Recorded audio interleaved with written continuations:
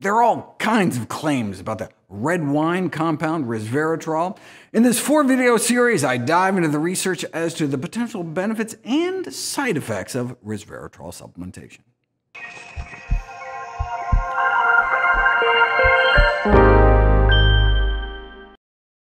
Resveratrol, known as the red wine molecule, became a household word in 1991 when a scientist from Bordeaux University appeared on the popular TV show 60 Minutes and attributed the so-called French paradox to the French habit of drinking red wine. The term French paradox itself was coined in the newsletter of the International Organization of Vine and Wine to explain a curious finding. If you chart death from heart attack versus the amount of saturated fat and cholesterol consumed in different countries, there appears to be a straight line. The more animal-based foods populations eat, the higher their death rates appear to be. However, 2 countries didn't fall in line with that straight line. Finland seemed to be doing worse than expected, and France appeared to be doing better than expected. Hence, the paradox. How could France have saturated fat and cholesterol intake similar to Finland, but 5 times fewer fatal heart attacks? Everyone had their pet theories to explain the paradox. Was it the whining? Was it the dining? Yes, animal foods are associated with coronary heart disease mortality, but plant foods appear to be protective. So might the fact that the French were eating 4 times as many vegetables help account for their lower death rates? It turns out, however, that there may be no paradox at all. According to an investigation by the World Health Organization, French physicians were just underreporting heart disease deaths on the death certificates.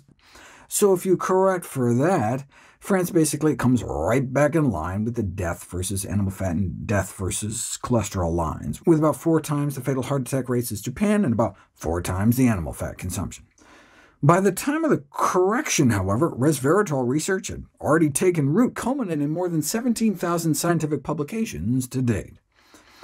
But only about 1 to 2% of the published reports were human clinical trials, and after many millions of dollars spent and many years of disappointing results, the scientific tide started to turn. Reviews began to ask whether resveratrol was a molecule whose time had come and gone. Should we now consign resveratrol to our intellectual garbage cans and move on to better things? Of course, it didn't help matters when a leading resveratrol researcher was found guilty of 145 counts of fabrication and falsification of data, throwing the whole field into turmoil. But in 2013, resveratrol was primed to make a comeback with the apparent confirmation that it was a STAC, a sirtuin-activating compound. That is, a compound that purportedly activates a longevity enzyme. This has been called into question, though. Commentaries with titles like, "Is resveratrol an imposter?", "Promising Therapeutic," or "Hopeless Illusion," and "The Resveratrol Fiasco" were published, suggesting that the seeming sirtuin activity was probably the result of experimental artifacts. In summary, a recent review concluded the jury is out. The proof is in the pudding, though. Does resveratrol enhance longevity or not? Yeast is the big success story, with resveratrol extending the lifespan of brewer's yeast by up to 70%. Resveratrol also helped microscopic roundworms live longer, but it failed fruit flies, mosquitoes, and water fleas. Anything bigger than a unicellular fungus or a microscopic worm? Yes, resveratrol can extend the lives of honeybees, and most excitingly, 2 vertebrates, short-lived fish gunthers and turquoise killifish. Unfortunately, most studies on mammals, mostly mice, failed to show a lifespan benefit. Resveratrol is said to extend the life of so-called model organisms by mimicking calorie restriction, but flies and mice show robust life extension responses to dietary restriction, yet don't seem responsive to resveratrol.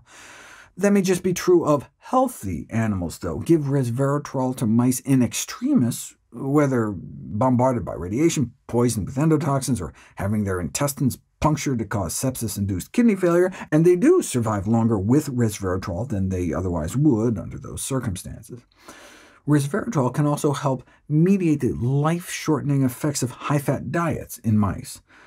The lifespans of healthy mice and rats fed normal diets are not affected by resveratrol, but the compound partially prevented the premature deaths of mice fed high-fat diets. The authors of a meta-analysis of the effect of resveratrol on longevity across species concluded that, based on the fact that most mouse studies failed to show a benefit, it's inappropriate for resveratrol to be marketed as a life-extending health supplement. True, no study has demonstrated resveratrol lifespan extension in healthy rodents, only in metabolically compromised mammals. But isn't that a pretty accurate description of most of the U.S. population these days? Studies on monkeys fed diets high in butterfat and sugar found that resveratrol decreased artery and abdominal fat inflammation. Combined with a shift towards normalizing the lifespans of mice on high-fat diets, pharmacology journal commentaries were published with titles like Resveratrol Pills to Replace a Healthy Diet, speculating whether resveratrol is the compound that will allow us to be more and more inactive while eating too much in general and too much fat and sugar in particular. Yes, a nutrition journal editorial entitled Dodging Physical Activity and a Healthy Diet conceded exercise and dietary modification are the most potent, cheapest, and easiest ways to prevent lifestyle-related chronic diseases, but might resveratrol on its own take the edge off the consequences of your lifestyle? No wonder annual sales of resveratrol supplements reached $30 million in the U.S. alone, approaching the peak in interest around the time Oprah Winfrey mentioned it in 2009. It was estimated that 2/3 of people in the United States taking multiple daily dietary supplement regimens included resveratrol. But what does the human data show? I'll cover that next.